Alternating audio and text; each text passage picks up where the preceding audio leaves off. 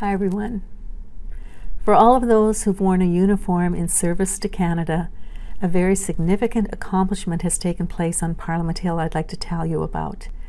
After more than a year's worth of testimony, the Veterans Affairs Committee has released its report on the experience of women veterans.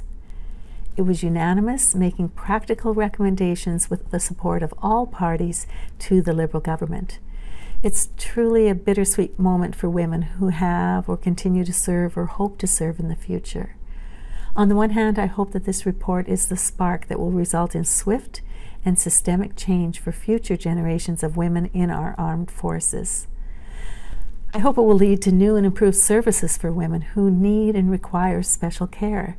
On the other hand, this study has been a poignant reminder of what has been allowed to transpire within the ranks for decades.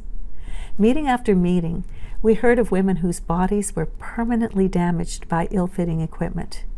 We heard of unspeakable acts of sexual violence that physically and mentally scarred so many women. We heard about the entrenched culture within the Canadian Armed Forces that has forced these victims to fight their own superiors for recognition and justice. The report makes 42 solid recommendations to the Liberal government, and I'm proud of all parties for working collaboratively and taking important steps to bring an end to these injustices. And I'm committed to seeing all these recommendations fulfilled moving forward. However, the report is by no means perfect. As we've seen day after day in the House of Commons, the Liberals and the NDP are unwilling to recognize the damage their policies have done over these past 9 years. Some hard truths that we heard from witnesses were flat out ignored and omitted from the report.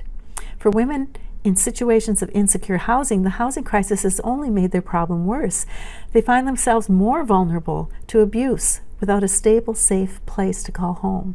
As prices soar, their situation is now beyond critical. We also heard about a failure of government departments to collaborate. Both women and men have not received what they are entitled to because after 9 long years, Veterans Affairs and National Defence are still a long way off from harmonizing their processes and seamlessly sharing information. Common sense conservatives want to see all veterans benefit from improvements made to areas that have been neglected for years. Women have been let down by gaps in their access to health care, as well as programs and benefits post-service.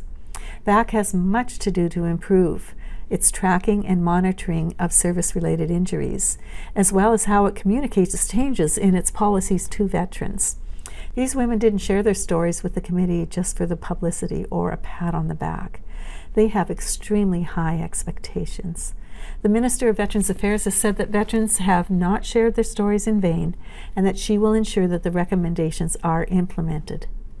What I've heard and seen in the veteran women's testimony, especially in regard to military sexual misconduct, a weapon that often is used in war that was and still is a tool quietly used to discourage women from enlisting and serving, is that these women want a healthy Canadian Armed Forces, and on every issue they want to be included along with the vast number of their male counterparts in the solutions, the methods, the decisions made to heal the culture and unite our armed forces top to bottom and bottom to top.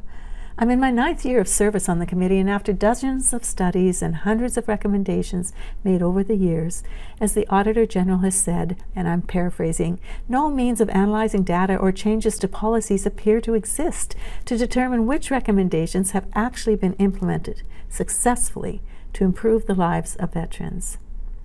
I am pleased to learn that the Veterans Ombudsman and her team are very close to releasing a report that reviews how successful the government has been in implementing recommendations they have received in the past. Finally, I cannot overstate my respect for the strength, the courage, and the bravery of these women for sharing their stories with us.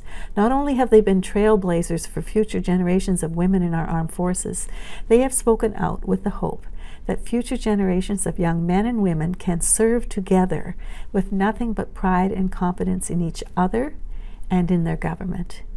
We owe this and so much more to those who place it all on the line for Canada.